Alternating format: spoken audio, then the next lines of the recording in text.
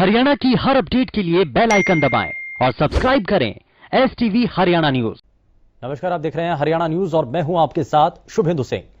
किसानों के आंदोलन को 4 महीने बीतने को हैं। दिल्ली की सीमाओं पर बैठे किसानों ने 4 महीने पूरे होने पर शुक्रवार यानी 26 मार्च को भारत बंद का ऐलान किया।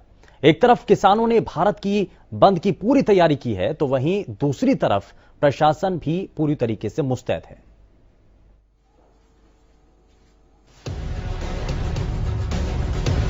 किसान आंदोलन को 120 दिन हो चुके हैं और 26 मार्च को किसान आंदोलन को 4 महीने पूरे हो जाएंगे।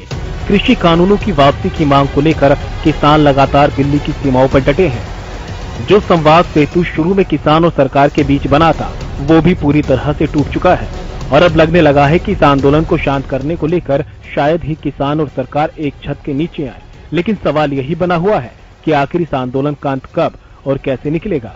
इस बीच किसान संगठनों ने आंदोलन के 4 महीने पूरे होने पर भारत बंद का ऐलान किया है। संयुक्त मोर्चा के आह्वान पर किसान शुक्रवार सुबह 6 बजे से शाम 6 बजे तक सभी नेशनल और स्टेट हाईवे को बंद करेंगे। टीकरी बॉर्डर पर बैठे किसानों ने भी भारत बंद को लेकर अपनी रणनीति बना ली है। किसानों का साफ कहना है कि सरकार को तीनों कृषि कानूनों को वापस लेना होगा। कल को हम 26 को सारा मुकम्मल भारत बंद करने जा रहे हैं और हम ठीकरी बॉर्डर से कल जरा बहादुरगढ़ स्टेशन है वो बंद करेंगे। हम सारा प्रबंध रखेंगे, खाने पानी का प्रबंध रखेंगे और 6 बजे से लेकर 6 बजे तक हम भारत बंद करने जा रहे हैं। हम सबको अपील करना चाहते हैं कि हम भारत के लोग हैं और भारत के वासी हैं और जो सरकार हमारी बात नहीं सुन रही उनको हम बताना चाहते हैं कि ਜਿਹੜੇ हिंदुस्तान ਦੇ ਸਾਰੇ लोग ਸਾਡੇ ਨਾਲ ਹੈ भारत बंद करके ਅਸੀਂ ਇਹੀ ਮੈਸੇਜ ਦੇਣਾ ਚਾਹੁੰਦੇ ਹਾਂ ਕਿ ਜਿਹੜੇ ਸਰਕਾਰ ਨੇ ਕਾਲੇ 3 ਕਾਨੂੰਨ ਬਣਾਏ ਆ ਇਹਨਾਂ ਦੇ ਖਿਲਾਫ ਸਾਰਾ ਹਿੰਦੁਸਤਾਨ ਦੇ ਲੋਕ ਕਿਸਾਨ ਸਾਰੇ ਦੇ ਖਿਲਾਫ ਹੈ ਤੇ ਸਰਕਾਰ ਨੂੰ ਇਹ ਕਾਨੂੰਨ ਵਾਪਸ ਲੈਣੇ ਚਾਹੀਦੇ ਆ। किसानों के साथ महिला किसान भी आंदोलन से कदम मिलाकर साथ हैं। महिला किसान का कहना है कि सिर्फ किसान ही नहीं, दूसरे संगठन और लोग भी किसानों के साथ में हैं। किसानों का कहना है कि वे सड़कों पर नहीं बैठना चाहते, लेकिन सरकार उनकी मांग नहीं मान रही। कल 26 तारीख को पूरे 4 महीने हो जाएंगे हमारे आंदोलन को चलते हुए और कल हमारे संयुक्त मोर्चा ने जो फैसला लिया है कि पूरे भारत को चक्का जाम करना है, उसमें सभी मार्केट भी बंद होंगे, सब्जी मंडी वगैरह सब कुछ बंद होगा, बसें वगैरह ट्रेन वगैरह सब कुछ सुबह 6 बजे से शाम को 6 बजे तक बंद रखा जाएगा। और उसमें हमारी सारी जनता भी हमारे साथ है। सभी हमारे चाहे वो दुकानदार भाई हों, आड़ती भाई हों, सभी ने यही साथ कहा कि हम आपके साथ हैं, किसानों के साथ हैं। हम सरकार को यही कहना चाह रहे हैं कि देखिए, हम बार बार सरकार से अपील कर रहे हैं कि आप तीनों काले कानून वापस ले लीजिए। हमें भारत बंद करने का भी शौक नहीं है, हमें सड़कों पे बैठने का भी शौक नहीं है। मजबूरी में सरकार हमारी आवाज नहीं सुन रही है, इसलिए हमें ये सब करना पड़ रहा है। हम अपने देशवासियों को कोई तकलीफ नहीं देना चाहते। हमारे भाइयों का रास्ता रोक के हमें खुशी नहीं मिलती। झज्जर में भी संयुक्त मोर्चा के आह्वान पर किसान नेताओं ने भारत बंद का ऐलान किया। किसानों ने ऐलान किया कि वे जिले के तमाम नेशनल और स्टेट हाईवे को जाम करेंगे। साथ ही ढांसा बॉर्डर धरने से हजारों की संख्या में किसान KMP पर मोर्चा संभालेंगे। हालांकि इस दौरान एम्बुलेंस, स्कूल बसों और श्रद्धालुओं के वाहनों को रास्ता दिया जाएगा। विपक्ष भी किसान आंदोलन पर सरकार को घेरने का कोई मौका नहीं छोड़ना चाहता। इनेलो नेता अभय चौटाला ने किसानों के भारत बंद का समर्थन किया, साथ ही अपने कार्यकर्ताओं से भी आंदोलन और भारत बंद को सफल बनाने की अपील की। कल भारत बंद का आह्वान जो है किसान यूनियन की तरफ से किया गया है और इंडियन नेशनल लोकदल पार्टी क्योंकि पहले दिन से ही किसानों के इस आंदोलन के साथ खड़ी है। मैं पूरे प्रदेश के जितने भी इंडियन नेशनल लोकदल पार्टी के कार्यकर्ता हैं उनको इस बात के लिए आह्वान करता हूं कि कल आप ज़्यादा से ज़्यादा इस भारत बंद के अंदर अपनी एक बड़ी भूमिका निभाने का काम करें, जहां भारत बंद को मजबूती के साथ बंद करवाने में सफलता हासिल करें। तो वहीं दूसरी तरफ किसानों के भारत बंद को दूसरे संगठनों का भी समर्थन मिलने लगा है। टोहाना की पेस्टिसाइड सीड्स फर्टिलाइजर एसोसिएशन ने किसानों के भारत बंद का समर्थन किया। एसोसिएशन ने समर्थन करते हुए सभी दुकानें बंद रखने का निर्णय लिया। साथ ही चेतावनी दी है कि कोई भी इस दौरान अपनी दुकान खोले हुए मिलता है तो उस पर 1100 रुपए का जुर्माना लगाया जाएगा। हम तीनों कृषि कानून के विरोध में हमारी मीटिंग हुई थी मेंबरों की, जो 140-42 दुकान है हमारी पेस्टिसाइड की। हम किसानों के साथ हैं और इसके उसमें हम अपनी 140-42 दुकानों को बंद रखेंगे। पूरा समर्थन देते हैं हम इसको। और मीटिंग में एक फैसला और हुआ है, जो भी भाई दुकान खोलेगा हमारा 140-42 दुकानों में से, उसका हमने जुर्माना का प्रावधान रखा है। तो कितने रुपए जुर्माना लगाया जाएगा? उसमें 1100 रुपए जुर्माना का प्रावधान है। सिर्फ व्यापारी ही नहीं, वकील भी भारत बंद के समर्थन में उतरे। कालावली और फतेहाबाद में बार एसोसिएशन ने किसान आंदोलन के भारत बंद को अपना समर्थन देते हुए तहसील कार्यालय में काम बंद रखने की अपील की। एक तरफ तो किसानों ने भारत बंद की तैयारी कर ली, तो वहीं दूसरी तरफ प्रदेश प्रशासन भी पूरी तरह से सतर्क है। जिलों के उच्च अधिकारियों ने प्रशासन के साथ बैठक कर अधिकारियों की नियुक्तियां कर दी है। सभी को निर्देश दिए गए हैं कि भारत बंद के दौरान किसी भी तरह की कोई अप्रिय घटना न हो, इस पर पूरी तरह से नजर बनाई रखी जाए। किसानों के भारत बंद के दौरान प्रशासन भी किसी तरह की कोई लापरवाही नहीं बरतना चाहता। प्रशासनिक अधिकारियों ने किसान नेताओं से बात करके कानून व्यवस्था को बनाए रखने की अपील की है। साथ ही बढ़ते हुए कोरोना को लेकर सावधानियां बरतने की भी बात कही है। कल 26 तारीख के लिए एक आह्वान किसानों का है, जिसमें कानून व्यवस्था बनाए रखने के लिए हमने 18 ड्यूटी मजिस्ट्रेट्स भी लगाए हैं। इसके अतिरिक्त हमारे अधिकारी किसानों से बात भी कर रहे हैं कि वो जो जनजीवन है, उसकी दैनिक कार्यकलाप है, उनमें किसी तरह का कोई व्यवधान ना आए, और उनसे बातचीत की जा रही है। इसके साथ साथ हमने कानून व्यवस्था बनाए रखने के लिए पुलिस और जिला प्रशासन में ड्यूटी मजिस्ट्रेट्स को भी मुस्तैद किया है, वो भी तैनात किए गए। तो वहीं किसान अब आंदोलन के लिए आम जनता का भी समर्थन जुटाने में लगे हैं। सिरसा के लालबत्ती चौक पर दर्जन भर युवक हाथों में स्लोगन लिखी तख्तियां लेकर प्रदर्शन करते नजर आए। इस दौरान लोगों से समर्थन जुटाने की भी कोशिश की गई। किसानों का कहना है कि हम चाहते हैं कि हमें सभी का समर्थन मिले। चौराहे पर खड़े किसानों ने कहा कि जो हमारा समर्थन कर रहे हैं वो अपने वाहन का हॉर्न बजाकर हमारा समर्थन करें।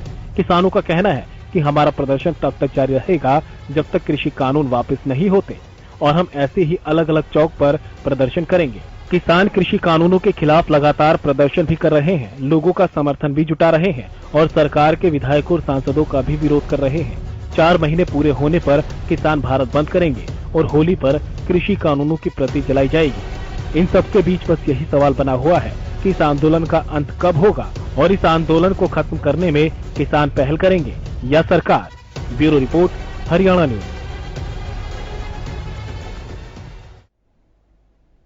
तो भारत बंद को लेकर के अब बात शुरू हो चुकी है और इसको लेकर के रणनीति किसान संगठन नेताओं के द्वारा तय की जा चुकी है। लेकिन अब ऐसे में भारत बंद से कितना असर देखने को मिलेगा, सरकार के ऊपर दबाव बन पाएगा, बड़ा सवाल यही। और इसी सवाल के साथ जरा कार्यक्रम की शुरुआत करते हैं, आगे बढ़ते हैं और सबसे पहले आज के खास मेहमानों से आपको मिलवा देते हैं। हमारे साथ भारतीय जनता पार्टी से प्रवक्ता वंदना पोपली कार्यक्रम में जुड़ चुके हैं। वंदना जी बहुत स्वागत है। कांग्रेस पार्टी से प्रवक्ता ओम प्रकाश डाबला जी कार्यक्रम में जुड़ चुके हैं। ओम प्रकाश जी बहुत स्वागत है। भारतीय किसान यूनियन के प्रदेश प्रभारी सतीश नंबरदार जी हमारे साथ कार्यक्रम में है। सतीश जी बहुत स्वागत है आपका कार्यक्रम में। और राजनीतिक विश्लेषक योगेश कौशिक जी हमारे साथ कार्यक्रम में जुड़ चुके हैं। योगेश जी बहुत स्वागत है। अब बात किसानों की है तो शुरुआत किसानों की बात से ही है। सतीश जी, किसान लगातार अपनी मांगों को रख रहे हैं, 4 महीने पूरे होने को है, भारत बंद का ऐलान किया गया है, आज महापंचायत भी हुई, समर्थन किसानों का पूरी तरीके से मिल रहा है। न सिर्फ किसानों का समर्थन बल्कि अलग अलग जो संगठन है वो भी इसमें अपना साथ देने की बात कर रहे हैं, चाहे दुकानदार हो, व्यापारी हो, तमाम दूसरे वर्ग हो, और खापों ने तो पहले से ही अपना समर्थन दिया हुआ है।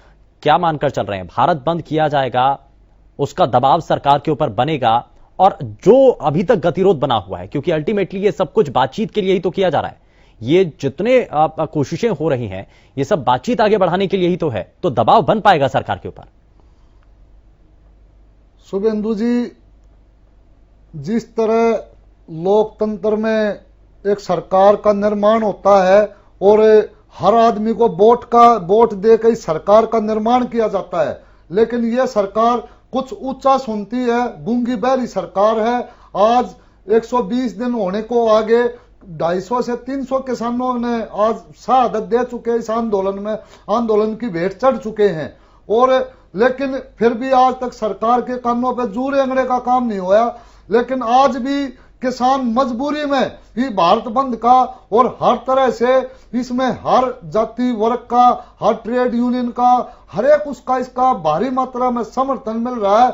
और कल पूरा देश इसमें शामिल है, पूरे का पूरा देश। और ये जो केंद्र में बैठी भाजपा की सरकार और स्टेट में जो खट्टर सरकार बैठी है, पूरी तरह देख भी लेगी किस तरह जो माननीय उप मुख्यमंत्री में लोग बोलते थे हमें इसमें चौधरी देवीलाल का रूप दिख रहा है, लेकिन आज पूरे हरियाणा में इस बात का भी है कि वो चालू होगी बात करनी कि इसमें चौधरी देवीलाल जी का अक्स नहीं दिखाई दे रहा, इसमें तो खट्टर साहब का अक्स दिखाई दे रहा है।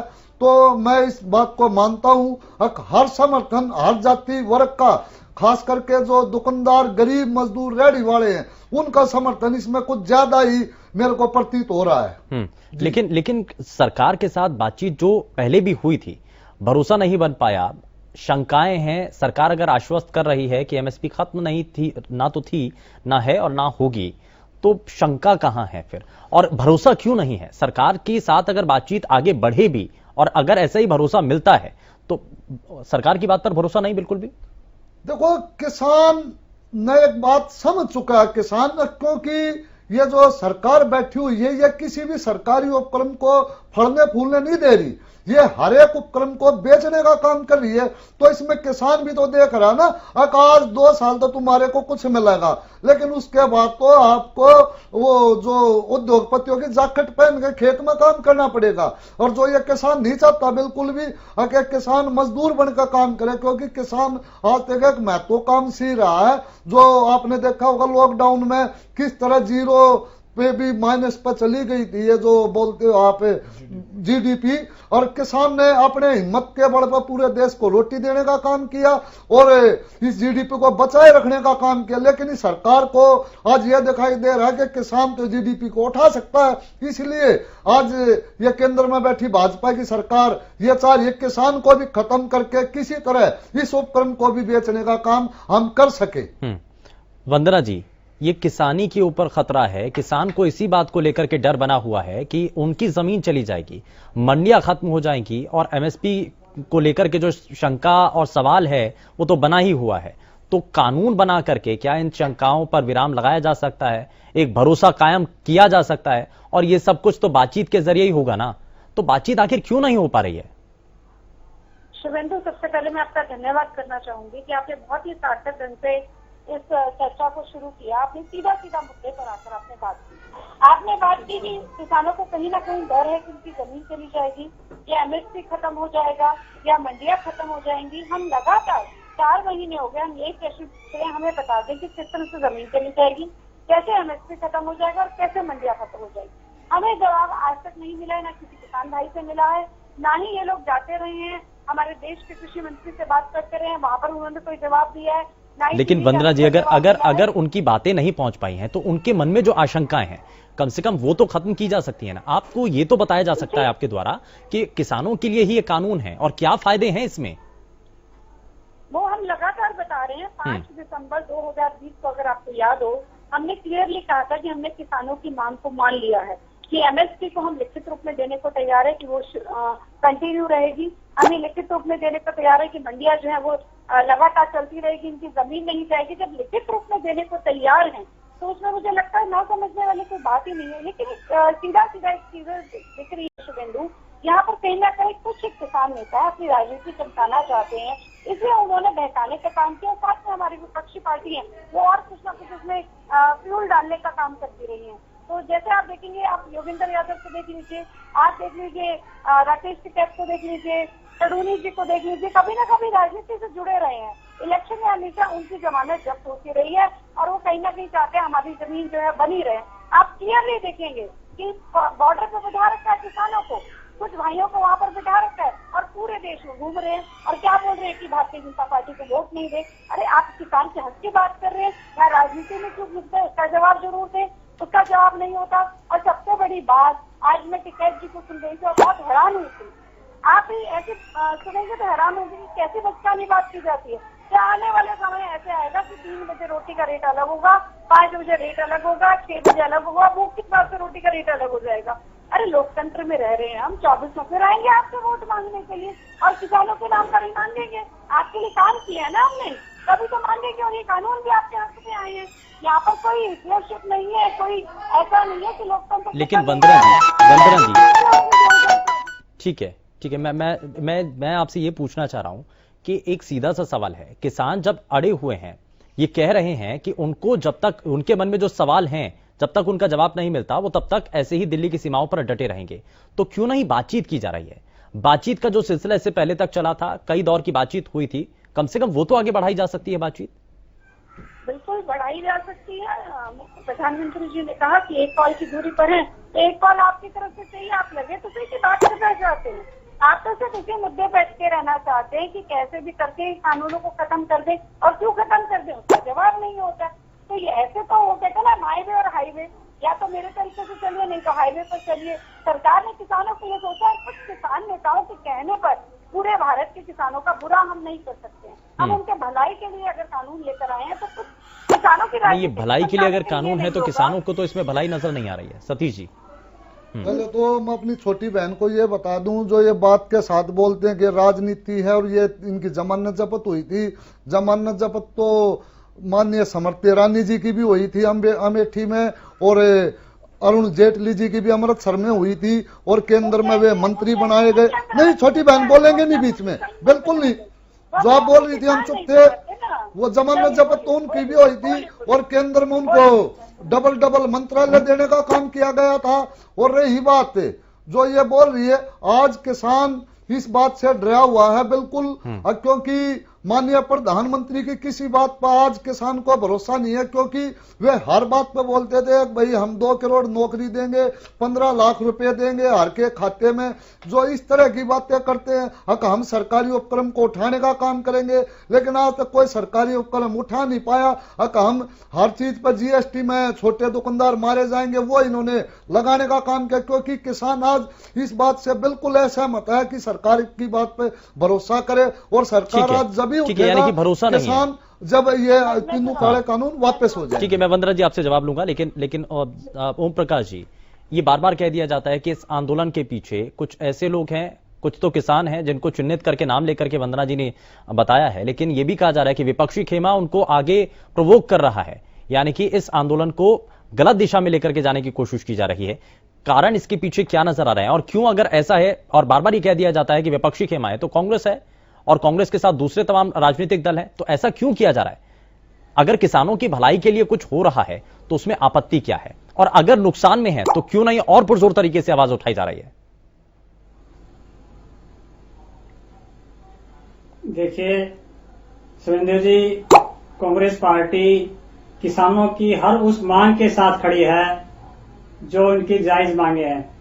पहले दिन से ही कांग्रेस पार्टी किसानों के पीछे सर, पहले ये बता दीजिए कि जायज मांगे कौन सी हैं उनकी, और ऐसी कौन सी मांगे हैं जो जायज नहीं है?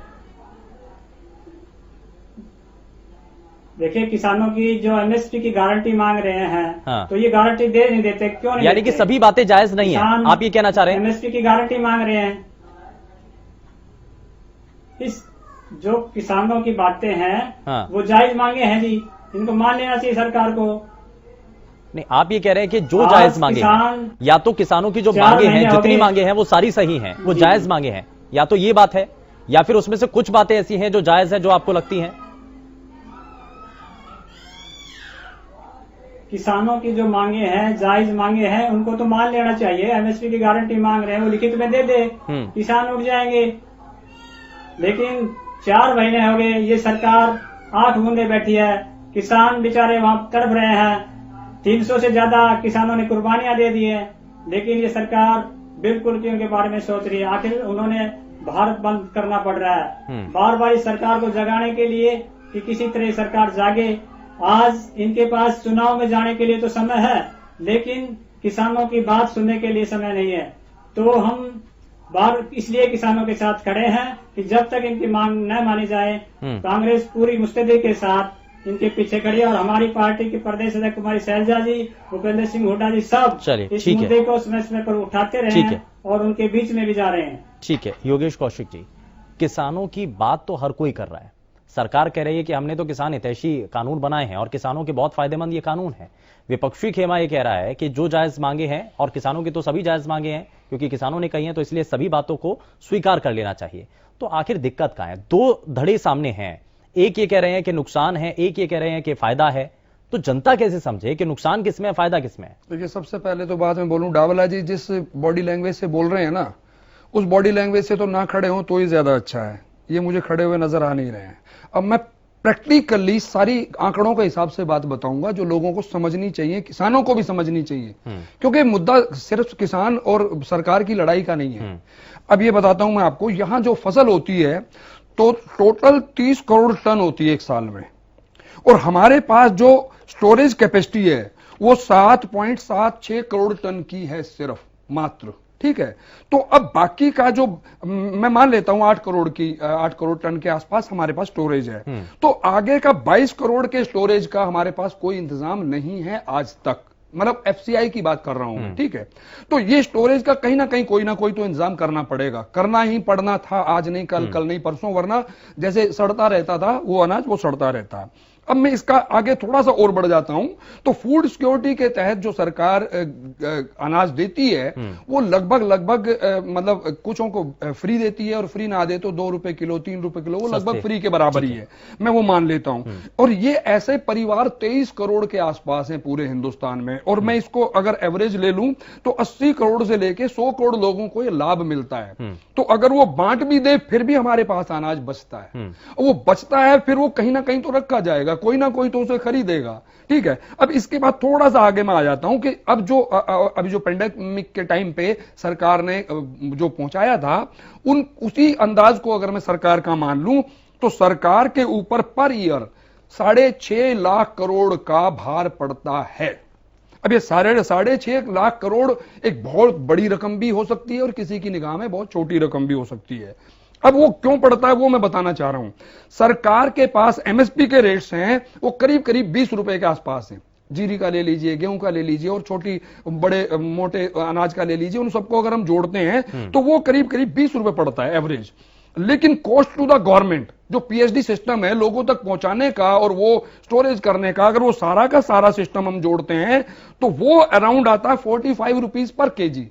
तो इसका मतलब ये 25 केजी जो है ये उनके पास स्टोरेज के लिए, पीडीएस सिस्टम में यहां से वहां पहुंचाने के लिए, ट्रांसपोर्टेशन के लिए ये 25 रुपए के करीब वो बढ़ता है, ठीक है। तो अगर मान लो ये पीडीएस सिस्टम अगर ठीक हो गया, जो सरकार की सोच है, मुझे गारंटी है यही है सोच उनकी, तो ये 25 रुपए जो है वो खत्म हो जाएंगे और वो 20 रुपए पड़ेगा उनको। तो सरकार क्या चाहेगी, और ये होगा नेक्स्ट स्टेप में यही होगा कि भाई हम तुम्हें 2 रुपए किलो 3 रुपए किलो आप मत खरीदो, 20 रुपए किलो हम खरीदते हैं, हम आपके अकाउंट में 17 रुपए डाल देते हैं, ठीक है, 17 रुपए केजी के हिसाब से डाल देते हैं, आप मार्केट में ओपन मार्केट में खरीदो।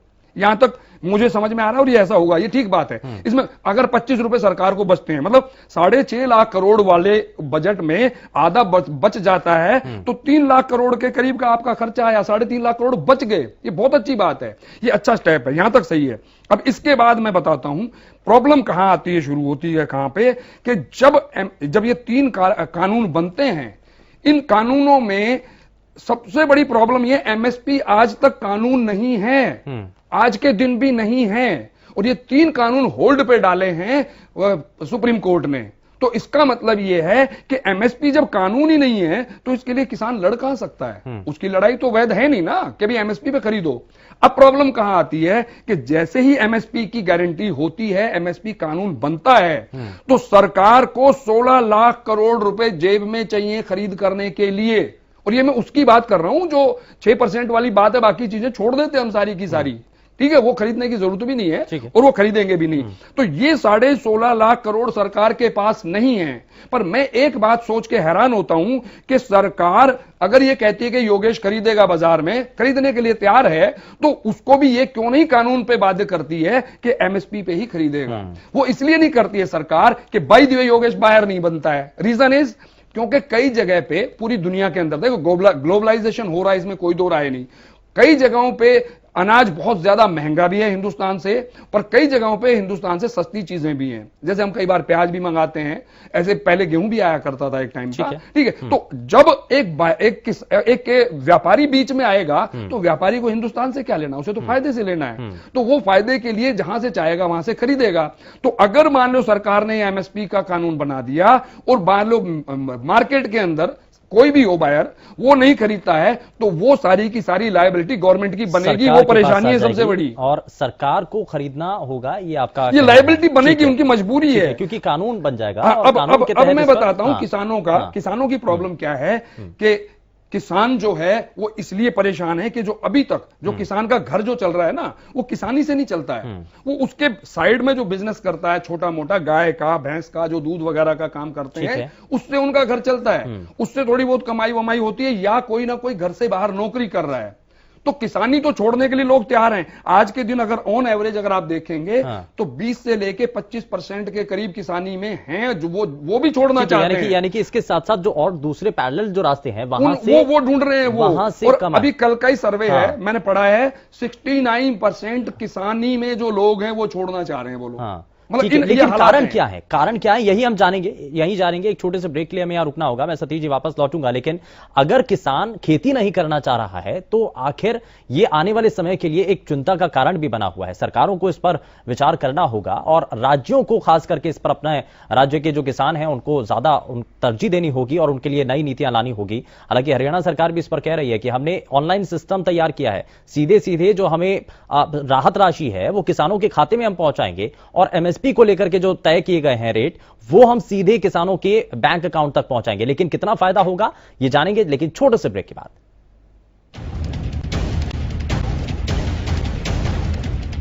बात भारत बंद की है और किसान जब 4 महीने के आसपास लगातार अपनी मांगों को लेकर के दिल्ली की सीमाओं पर डटे हैं तो आखिर सुनवाई उनकी क्यों नहीं हो पा रही है। और इसीलिए इस आंदोलन को दाव देने के लिए, ताकत देने के लिए ही महापंचायतों के जरिए आगे के कदम उठाए जा रहे हैं। जरा जल्दी से आगे बढ़ते हैं, सभी खास मेहमान लगातार हमारे साथ कार्यक्रम में बने हुए हैं। वंदना जी, ब्रेक पर जाने से पहले योगेश जी ने बहुत सारे सवाल उठाए हैं, चाहे वो स्टोरेज को लेकर के हो, चाहे वो एमएसपी पर खरीद को लेकर के हो, चाहे कानून की बात हो, ये कई चीजें, जरा जवाब दीजिए। योगेश जी नमस्कार। सबसे पहले बड़े भाई आपने आज आपने एक बड़ा अच्छा मुद्दा यहाँ पर उठाया, बहुत अच्छा लगा मुझे कि हम मुद्दे पर ढंग से बात कर पा रहे हैं। सबसे पहले आपकी आधी बात तक तो मैं सहमत थी। आपने यहाँ पर बात की जो सरकार है एमएसपी पर खरीदती है, खाद्यान्न को खरीदती है और उसका काम होता है जितने भी इकोनॉमिकली बैकवर्ड लोग हैं उनको प्रोवाइड कराती है राशन की जो दुकानें हैं उसके माध्यम से। लेकिन आपको और बताना चाहूंगी, जो स्टॉक रखा जाता है जिसको बफर स्टॉक कहा जाता है, वो बफर स्टॉक 2 चीजों के लिए होता है। एक तो जो इकोनॉमिकली बैकवर्ड लोग हैं उनके लिए दिया जाए, साथ के साथ अगर कोई आपदा आती है ऐसे समय में हमारे देश पे और उस समय खाद्यान्न अगर हम उगा नहीं पाते तो उस समय के लिए भी हम खाद्यान्न वहां पर रखते हैं, उसको कहते हैं बफर स्टॉक। और बफर स्टॉक बहुत बार जो हमारी इमेज हमने फिक्स किया उसके ऊपर चला जाता है, खराब भी हो जाता है, बहुत सारी चीजें हैं, इस चीज को मैं मानती हूँ। अब आते हैं किसानों की जो प्रॉब्लम है उसकी बात आप कर रहे हैं। अगर एमएसपी सरकार खरीदती है तो उसके लिए पॉसिबल नहीं है, मैं आपकी बात से बिल्कुल सहमत हूँ। सबसे पहले आप खाद्यान्न की बात करेंगे, तिलहन की बात करेंगे, दलहन की बात करेंगे, तो सब्जियों की बात आ जाएगी, फल की बात आ जाएगी, तो डेयरी प्रोडक्ट्स की बात। वंदना जी, यही तो विपक्ष कह रहा है। वंदना जी, विपक्ष यही बार बार कह रहा है कि आप एक बार आप किसानों के सामने बात रख दीजिए ना कि एमएसपी पर अगर कानून बन जाता है तो सरकार नहीं खरीद पाएगी, शुभेंदु जी नहीं खरीद पाएगी, ये बता दीजिए। बिल्कुल बिल्कुल मैं बता रही हूँ, मैं कोई एमएसपी से पॉसिबल ही नहीं है कि सरकार सब कुछ खरीद ले, और खरीद भी लेगी तो करेगी क्या उसका? सरकार का काम खरीदना बेचना नहीं है। सरकार एमएसपी पे अभी भी जो खरीदती है इसलिए खरीदती है कि हो गया उनको देने के लिए, और दूसरा अगर कोई आपदा आ जाती है ऐसी इसमें हमें जरूरत है तो उसके लिए रखती है, उसके लिए हम एमएसपी खरीदते हैं। लेकिन एक जो दूसरा सुझाव है कि जो बाहर की पार्टी है वो एमएसपी से खरीदे, बहुत अच्छा सुझाव है। आपको बताना चाहूंगी कि माननीय प्रधानमंत्री लेकिन वंदना जी, जरा आम किसान के बारे में सोचिए। अगर बाहर धोखाधड़ी होती है खुले बाजार में और अगर सरकार ये कह रही है, हाथ खड़े कर देती है सरकार कि हम एमएसपी पर खरीद नहीं पाएंगे, तो आखिर किसान की खरीद कैसे हो पाएगी? और ये तो सुनिश्चित हो ही नहीं पाएगा कि जो एमएसपी आपने तय की है वो एमएसपी पर मंडियों के अंदर खरीद हो पाए, जो कि आज तक किसानों की शिकायतें रहती हैं, चाहे फसलों में नमी को एक कारण बता करके उसके दाम कम कर दिए जाते हैं या दूसरा कोई भी कारण हो, ये तो आज भी शिकायत है किसान की। शुभेंदु जी, मैं दक्षिण हरियाणा से आती हूँ। मैंने पिछली बार भी देखा कि साथ में राजस्थान में 1200 में जो बाजरा है पिट रहा था और हमने 2150 दिया। आज भी आपको मालूम है 4050 है सरसों का एमएसपी और 5200-5300 यानी कि 6500 तक में भी जो सरसों है बिक रही है। मोदी जी का यही तो व्यू है कि एमएसपी से ज्यादा रेट पर मिले, इसलिए कानून लाए गए हैं। लेकिन अगर आप ये चाहते हैं कि एमएसपी जो है प्राइवेट प्लेयर्स हैं वो भी एमएसपी से खरीदें, तो एक अच्छा सुझाव है, लेकिन उसमें समय लगेगा, टेक्नोलॉजीज है। एक छोटा सा एग्जाम्पल समझिए कि अगर हम एक एमएसपी हम यहाँ पर डिक्लेयर कर देते हैं कि किसी चावल के लिए या किसी दाल के लिए, तो आपको मालूम है चावल में भी बहुत सारी अलग अलग क्वालिटीज होती हैं। और अगर हम उसको खाद्यान्न तक रखें, दलहन तक जाए, तिलहन तक जाए, कहाँ तक जाए, वो सब सोचने में करनी चाहिए। ऐसा नहीं कि आप बॉर्डर पर बैठ कर। लेकिन वंदना जी शुरुआत में किसान ये चाहता है कि गारंटी मिल पाए कि जो एमएसपी तय की गई है, ज्यादा की बात छोड़ दीजिए, लेकिन एमएसपी तय कर दीजिए, ये गारंटी मिल जाए किसान को कि उसकी फसल अगर बिकेगी तो एमएसपी पर ही बिकेगी। तो ये सुनिश्चित कर देना फिलहाल के लिए बहुत जरूरी है। जो अभी सिस्टम चल रहा है वो लगातार चलता रहेगा, उसमें कोई रुकावट नहीं है। हम उसको आगे बढ़ाना चाहते हैं कि एमएसपी से ज्यादा रेट किसानों को मिले, हम उस डायरेक्शन की तरफ जाना चाहते हैं और कानून भी बनना चाहिए। मैं आपकी इस बात से बिल्कुल सहमत हूँ, कानून बनना चाहिए, लेकिन उसके लिए समय लगेगा। बॉर्डर पर बैठकर ऐसे कानून नहीं बनेगा, बहुत सारी चीजों के बारे में सोचना पड़ेगा। लेकिन झूठ के आधार पर जो आंदोलन चला था उसको आप किस मोड़ पर ले आएंगे वो गलत है। ठीक है, आपने कहा कि एमएसपी खत्म हो जाएगी, हम गारंटी लिख के देने को तैयार है। ठीक है, जो सिस्टम चल रहा है वो चलता रहेगा। ठीक है, इस पे रिएक्शन ले लेता हूँ जरा। सतीश जी कुछ कहना चाह रहे, उसके बाद योगेश जी आता हूँ मैं आपके पास भी। जो आप बोल रहे थे, जो किसान किसानी क्यों छोड़ रहा है, किसान किसानी इसलिए छोड़ रहा है 1996 में 9 रुपए लीटर डीजल का भाव था और 640 रुपए गेहूं बिकता था। तो उस टाइम तक भी किसान ये सोचता था कि उसका घर का खर्च चल जाता था। लेकिन आज 90 रुपए लीटर डीजल बिक रहा है और गेहूं का रेट वो ही, और जो मजदूरी उस टाइम पे एक मजदूर खेत में काम करते थे 1000 रुपए में किले की कटाई होती थी, आज उसी की एक किसान 5000 रुपए दे रहा है और 5000 रुपए निकलवाने के दे रहा है, और तो उसमें उसको कुछ मिल ही नहीं रहा। खुद आज उसके बच्चे भूखे मरने के कारगर पाए गए, तो किसानी करके करेगा क्या। आज तक किसी भी सरकार ने, कुछ सरकारें तो आई हैं जो 1990-91 तक जो किसान सोचता था भाई हम खेती कर लेंगे, हम नहीं करते नौकरी, लेकिन उसके बाद जब ये दूसरी पार्टियां ने सिर उठाना शुरू किया, किसान का पतन होना उसी दिन से शुरू हो गया। और अब पीछे ये जो केंद्र में बैठी भाजपा की 14-15 साल का इनका शासन हुआ है, इसमें तो मेरे हिसाब में जिस दिन अटल बिहारी वाजपेयी जी प्रधानमंत्री बने 9 रुपए लीटर डीजल था और 34 रुपए पे 6 साल में छोड़ के गए थे, और कांग्रेस ने 34 रुपए से 10 साल में 50 रुपए तक बढ़ाने का काम किया है। लेकिन इन्होंने आज भारत अंतर्राष्ट्रीय बाजार में तेल फ्री बिक रहा है और आज ये 90-100 रुपए बेचने का काम कर रहे हैं, तो किसान किसानी छोड़कर और करेगा क्या। आज एक 10,000 रुपए का जो नौकरी करता है वो आराम से रोटी खा रहा है, 50 बीघे का जमींदार आज भूखे मरने की नौबत आ रही है। ठीक, मैं जवाब लेता हूँ। वंदना जी एक मिनट जरा, योगेश जी मैं जरा जल्दी से रिएक्शन, फिर उसके बाद मैं वंदना जी दोनों पर जवाब। मैं एक्चुअली ये तो एंडलेस बात है कि ये समस्या है सबको मालूम है। अब इसके सॉल्यूशन के ऊपर कोई बात नहीं करता है। मैं कहता हूं किसान नहीं करना चाह रहे, जैसे सरकार कहती है किसान नहीं कर रहे 12 मीटिंग्स में 12 घंटे की भी बैठक नहीं हुई है। सच ये है, आप 12 मीटिंग बेशक कह दीजिए, सरकार को तो सॉल्यूशन निकाल के देना चाहिए कि these are the solutions and these are the problems. आप बड़े हैं, आपके अंदर एक छवि ये होनी चाहिए कि आगे बढ़ के आप बताएं। अब मैं बताता हूं, अभी तक भी जो इन्वॉल्वमेंट मोदी जी की और जगह पे, चुनाव में देखो क्या जबरदस्त इन्वॉल्वमेंट है, वहां जाके क्या रोजगार दे रहे हैं बंगाल के अंदर, 2 करोड़ रोजगार यहां भी चुनाव में दिए थे। ठीक है, तो वो इनका इन्वॉल्वमेंट जहां है, जहां इंटरेस्ट है वहां इन्वॉल्वमेंट पूरा होता है। मैं इसलिए सवाल ये भी पूछ रहा हूं, मैं सवाल इसलिए ये भी मैं इसीलिए कहना चाह रहा हूं ये तो बातचीत आगे नहीं बढ़ पा रही है। मैं कह रहा हूं चुनाव की वजह से भी है क्या? हाँ, ये तो 100% है। राजनीतिक इच्छा शक्ति जब तक नहीं होगी, क्योंकि इसका हल राजनीतिक निकलेगा। और मैं कह रहा हूं बीजेपी पता नहीं क्यों बैक फुट पे बैठी है, बीजेपी बुलाए कांग्रेस को, क्योंकि अल्टीमेटली तो ये सब्जेक्ट जब इन्होंने स्टेट का था अब सेंटर का बना दिया, तो कल को सेंटर में कांग्रेस रही है और आगे आने की संभावना अगर होगी तो उनकी होगी, तो उनको बुला के बिठाए कि चलो हम आज कानून बनाते हैं, कल को तुम जीत के आए तो क्या तुम दे पाओगे? और दे पाओगे तो आप भी अपना ब्लूप्रिंट रखो सामने, पब्लिक के सामने समझाओ लोगों को कि भी ऐसे हम दे पाएंगे। या मैं तीसरी बात करता हूं, स्टोरेज की प्रॉब्लम है, इसमें कोई दो राय नहीं है। तो स्टोरेज के लिए जैसे जो हम दूध वाली जो समस्या हुई थी वो सहकारी समितियां बनी थी, सहकारी समितियों के माध्यम से सरकार ने शुरू कराया था ठीक है। और उसमें दूध में पहले हमें दूध की भी प्रॉब्लम होती थी, अमेरिका से पाउडर का दूध आता था जो बन के लोग बच्चों में पिलाया करते थे। आज दूध में हमारे देश में दूध पूरा होता है, ठीक है। ऐसे ही हमारे पास गेहूं की भी प्रॉब्लम थी, अब गेहूं पूरा होता है, इसमें कोई दो राय नहीं। लेकिन सबसे बड़ी समस्या वहां से शुरू होती है कि जब प्रोडक्शन ज्यादा हो जाती है तो रेट कम हो जाते हैं। ये सबसे बड़ी समस्या है, इसका समाधान किसी ना किसी को निकालना पड़ेगा और ये समाधान पॉलिटिकल ही निकलेगा।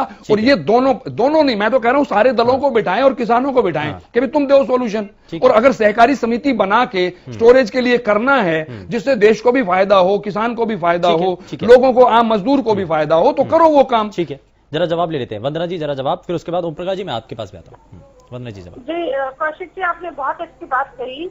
आपने यहाँ पर ये भी कहा कि सरकार को सोल्यूशन देना चाहिए, बड़े आप हैं। मुझे लगता है सोल्यूशन तो हम लगातार देते हैं। हमने उनकी बात को माना, हमने कहा कि एमएसपी खत्म नहीं होगा, हम लिखकर देने को तैयार हैं। हमने ये भी कहा कि हम 1.5 साल तक इन पर रोक लगा देते हैं, बैठ कर डिस्कस करते हैं, अगर इसमें कुछ कमी दिखती है तो हम उसको आगे उसको ठीक करने की कोशिश करेंगे। हम हर एक चीज को रेक्टिफाई करने को तैयार है। हम ये कहने को तैयार है कि आप 1.5 साल के लिए इसमें रोक लगा दीजिए। वो कानून अभी एग्जिस्टेंस में नहीं है, लेकिन सुप्रीम कोर्ट ने उसमें रोक लगा रखी है। लेकिन ये जो तरीका है कि कानून को खत्म ही करिए तभी हम मानेंगे, वो गलत चीज है। मुझे लगता है इनको कारण बताना चाहिए, क्या कारण है जिसकी वजह से इनको प्रॉब्लम आ रही है। आपने यहाँ पर अभी स्टोरेज की बात करी, स्टोरेज तो सभी के लिए ऊपर है ना, कि अभी कोई भी स्टोरेज कर सकता है, किसान भी कर सकता है। अगर उसमें मदद की आवश्यकता तो वो भी करेंगे। यहाँ पर एक चीज और, यहाँ पर मेरे किसान भाई कह रहे थे, उन्होंने यहाँ पर किसानी छोड़ने की बात कही। मैं बिल्कुल सही मानती हूँ कि किसानों के साथ बहुत सारी चीजें होनी चाहिए और उस सारी चीजें हम बड़े भी हैं।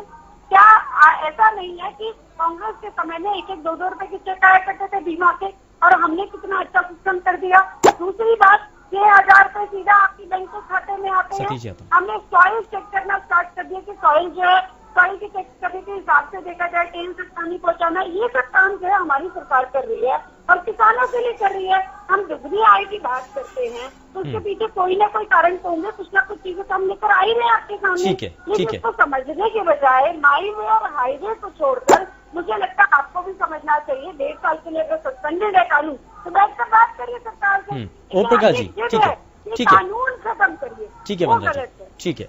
ओम प्रकाश डाबला जी, प्रदेश के अंदर भी और केंद्र के अंदर भी आपकी सरकारें रही हैं, कांग्रेस पार्टी सत्ता में रही है इससे पहले भी, तो कोई सॉल्यूशन, क्योंकि किसान हितैषी तो आप भी हैं, आप भी कहते हैं कि आप भी किसानों के लिए उनके हक की लड़ाई लड़ते आए हैं, तो कोई ऐसा सॉल्यूशन आप भी बता दें कि जिससे अब किसानों की जो परेशानियां हैं उनका कोई हद तक, कुछ हद तक समाधान तो हो।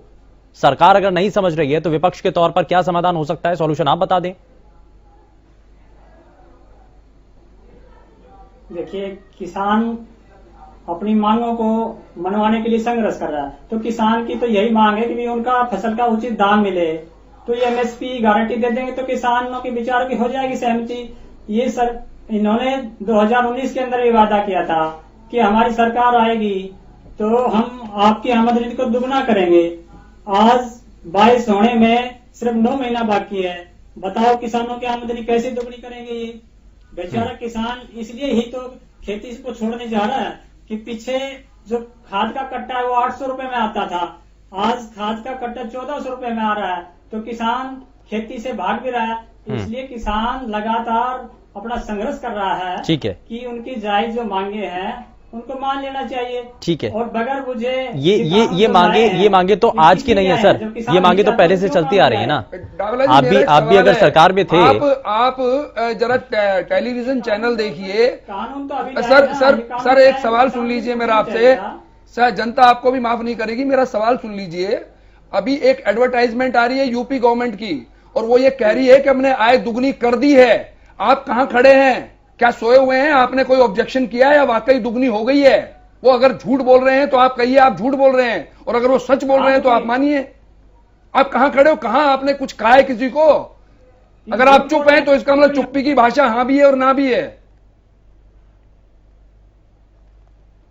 डाबला जी,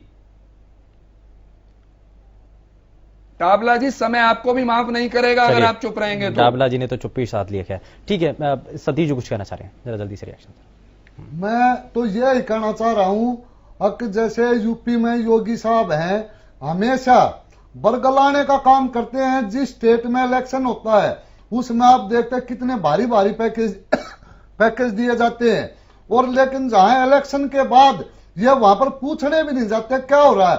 आज हर एक ट्रांसपोर्ट को देख लीजिए, आप किसी चीज को देख लीजिए, जो एक सरसों के तेल की शीशी आज एक 80 रुपए की आती थी, आज वो 180 रुपए होने को जा रहे। आज एक गरीब आदमी रोटी खाने को इतना मजबूर हो गया। और क्या मतलब ये सरकार इसलिए बनाई गई थी, अब भाई 15 लाख रुपए खाते में आएंगे, 2 करोड़ नौकरियां मिलेंगी, आज उनके रोटी के लाले हो जाए। किस बात पे, सरकार की बात पे आज किसान इस बात पे उठकर चला जाए। अरे दूसरी बात, किसान कोर्ट से मांगने नहीं गया था, किसान प्रधानमंत्री से मांगने गया था, कोर्ट ने सटिया लगाया। कोर्ट की बात पे हमेशा भाई कोर्ट एक सम्मानीय संस्था, लेकिन किसान कोर्ट से मांगने नहीं गया था, सरकार से मांगने गया था, और आज भी सरकार से मांग रहा है। लेकिन सतीश जी अगर कोर्ट के सामने आप, क्योंकि कोर्ट की बात आप टाल नहीं पाएंगे, कोर्ट का जो आदेश होगा उसकी अवहेलना नहीं कर सकते हैं, तो इसीलिए कोर्ट से बातचीत नहीं करना चाहते, उनके द्वारा जो कमेटी बनाई गई थी इसीलिए उसके सामने नहीं जाना चाहते। यहाँ तो आप दबाव बना सकते हैं सरकार के ऊपर, लेकिन वहां कोई प्रेशर नहीं क्रिएट हो सकता। क्योंकि उस कमेटी में जो भी मेंबरान बने थे उसमें पूरे के पूरे वो 4 थे, वो एक तो पहले सरेंडर कर गए थे, वो 3 बचे थे। उन्होंने पहले इस कृषि का ये जो कानून बना इनका समर्थन कर चुके, तो हमारे साथ न्याय कैसे कर पाएंगे। जो इस तरह की भाषा पहले ही बोलेगा भैया किसानों के फायदे में है, तो वे क्या हमारे साथ न्याय करेंगे।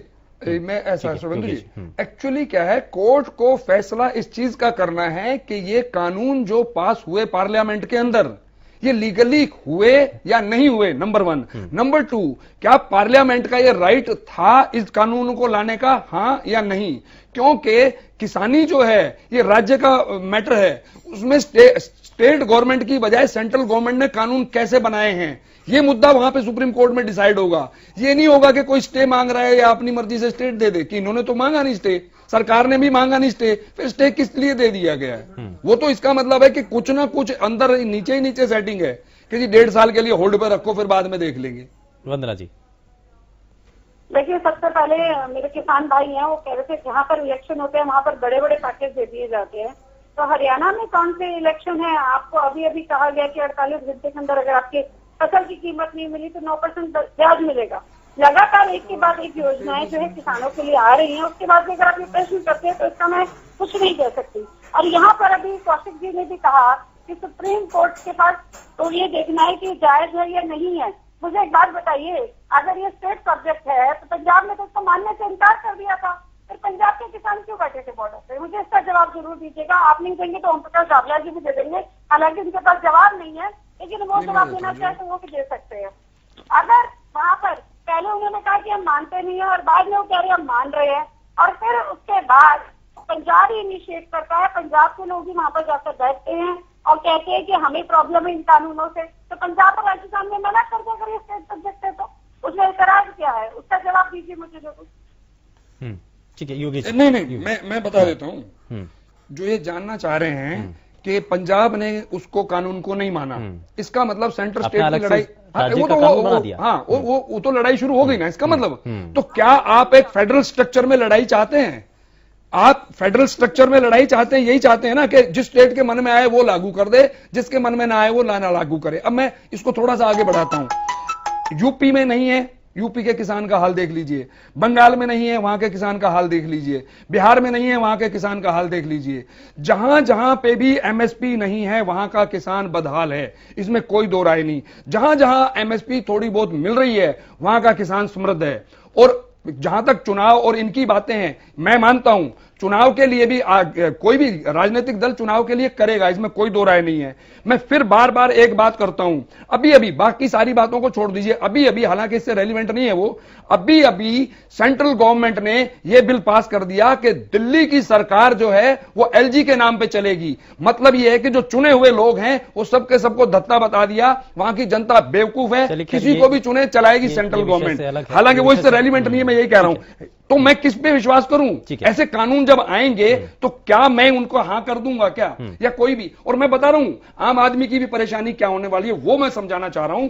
वो जो मैं बता रहा था ना कि ये जो 25 रुपए का जो ओवरहेड आता है 20 की बजाय 45 कॉस्ट टू गवर्नमेंट पड़ती है and purchase cost to government 20 पड़ती है, तो ये जो 25 रुपए हैं सरकार क्या करेगी, पीडीएस सिस्टम खत्म करने के लिए उनको 20 रुपए भी मैं कह रहा हूं, चलो 3 रुपए और बढ़ा दिए, 20 रुपए दे दिए, लेकिन बाजार में उसको 20 रुपए में वो चीज नहीं मिलेगी। ठीक है, ये मेरी गारंटी है। वंदना जी, लेकिन एक चीज यहां पर यह भी है कि अब ये मौका है, हरियाणा सरकार के पास ये मौका है, क्योंकि हरियाणा और दिल्ली से लगते हुए कई जगहों पर ये एजुटेशन पूरी तरीके से चल रहा है।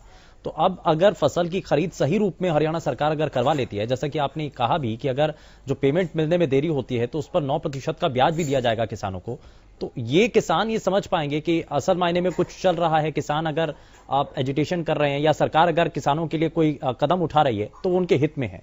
तो ये एक निर्णायक आपका ये कदम होगा या मंडियों के अंदर इसलिए देखा जा रहा है व्यवस्थाएं क्या हैं?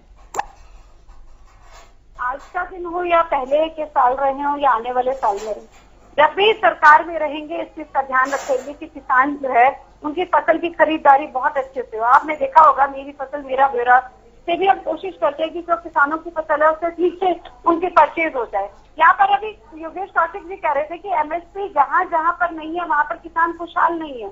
ऐसा नहीं है। पंजाब हरियाणा में अगर आप यहाँ पर बात करते हैं कि एमएसपी की वजह से खुशहाली है तो आप गलत कह रहे हैं। हर एक का अपना तरीका होता है। यहाँ पर एग्रीकल्चर प्रोडक्शन अच्छा है। अगर मैं गुजरात की बात करूँ वहाँ पे कोऑपरेटिव की वजह से खुशहाली है।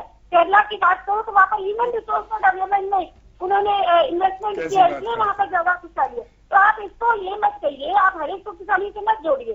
सिर्फ किसानी नहीं है, बेंगलोर को देख लीजिए, बेंगलोर आईटी हब है। आईटी हब होने की वजह से वहाँ पर डेवलपमेंट है। तो हर एक एरिया की डेवलपमेंट के अलग अलग एरियाज होते हैं। हमारे तो नॉर्दर्न प्लेन में और डेक्कन प्लेटू में दोनों जगह फार्मिंग का तरीका ही अलग अलग है। तो मुझे लगता है कि ये जो जवाब है ये बिल्कुल गलत है। एमएसपी की वजह से खुशहाली होगी ऐसा नहीं है, लेकिन एमएसपी देने का काम सरकार। ठीक है, जल्दी से सतीश जी कुछ कहना चाह रहे हैं, जल्दी से। इसीलिए किसानी जो है वो सेंट्रल गवर्नमेंट का हक नहीं है, इसीलिए स्टेट सब्जेक्ट है, क्योंकि हर स्टेट में अलग किसानी होती है। मक्का पे आपने देखा होगा किस तरह सेंट्रल सरकार ने 25% सब्सिडी से हटा के आयात पे पूरे का पूरा शुल्क हटा के पूरे के पूरे बिहार के जो मक्का के किसान थे उनको मारने का काम किया गया। और रही बात आप जो LIC बोलते हैं इंश्योरेंस किसान का, किसान के खाते खुलवा दिए, अब सारा पैसा बैंक में जाएगा, वो बैंक फेल हो जाएगा। जिसके 10 लाख उसको तो 1 लाख मिलेगा। आपने वो काम किया जो एक उद्योगपति और जो बिजनेसमैन का काम है। किसान को हमेशा ही सरकार ने पीछे लौटाने का काम किया। देखो मैं आप लोगों की ये चलिए ठीक है, समय थोड़ा सा कम है, ज्यादा इजाजत नहीं देता आगे बढ़ने के लिए। बहुत शुक्रिया सभी खास मेहमानों का कार्यक्रम में शामिल होने के लिए। लेकिन 4 महीने पूरे होने को हैं और ऐसे में भारत बंद को लेकर के किसान संगठन नेताओं की तरफ से तैयारी की गई है और कितना दबाव इसका पड़ेगा ये फिलहाल देखना होगा। फिलहाल के लिए बस उतना ही। नमस्कार।